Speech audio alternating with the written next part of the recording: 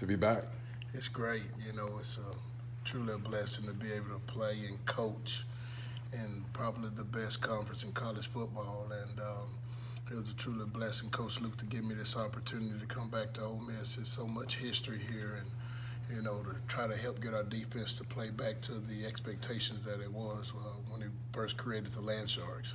Ty, have you had experience with the 3-4 in your stops anywhere? Yes, sir. We ran some of the 3-4 when I was at Southern Miss back in the early 90s, mid to early 90s. And, it has a lot of strengths and weaknesses. It's kind of like, I don't know, good desserts. Sometimes you want to be in a 4-3, and sometimes you want to be in a 3-4, and sometimes you want to be in a 4-2. So it's just a matter of 11 guys being on the same page, getting your best athletes on the field, and giving them a chance to make plays. What has been the biggest learning curve for your guys?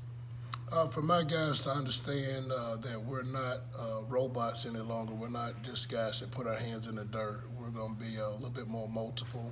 We're going to be involved in coverage at times. We're going to be rushing the passer at times, and a little bit of diagnosing the run in the pass on the run. So it's more the mental stuff than the physical execution? Yes. Now, it's some different special assets that they have to be able to play in coverage, and some of the guys that we feel like can do it now gives us a chance to put more speed on the field. So ultimately we're going to put the best 11 out there, and if that consists of a 3-4, that's what we're based out of. You've had a little time with these linebackers now. I mean, which of those guys are kind of jumping out at you right now? I like Q, I like Sam, I like Chuck. It's so many of these guys that can do different things, and the biggest thing we got to form is some consistency. Guys that can do it every play in and play out, and I think the cream will rise to the top.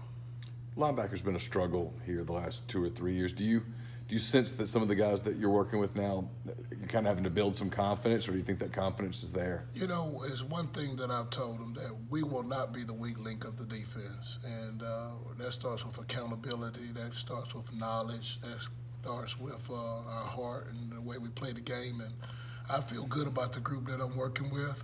I think if we'll continue to prove that we'll be a defense and a unit that people will be proud of when they leave the stadium. What do you say to these guys when you're teaching them how to cover for the first time? Oh, I don't know. Put their eyes in the right place is the most important thing, and learn your technique and understand the weakness and the negatives of each coverage, and put yourself in a position to make plays. Did you see any resistance from them at first? Or No, not at all. I think they want to. When you have a team like what we've had defensively, we've struggled somewhat in the past, and they're looking for change. They're looking for opportunities to be more productive and to help us come out with more wins. So they've been open to all new ideas. How is Sam picking things up? Sam's doing great. He's a guy that played with his hand down most of the time in junior college, but he's a tremendous athlete. And I can honestly say every day we've went out, he's gotten better. And, he's showing up for extra work and, doing the things that it takes to be a good player in this league. Do you know anything about Coach Coons just coming in here to work with the linebackers with you? I don't. The only thing I know about is his dad, who works down at Holmes Community College. He's a first-class guy, and he's produced players over the years. But I met him for the first time the other day, and he seems to be a great guy, and I'm sure he's going to be an asset to our program, and both coaching and in the recruiting aspects.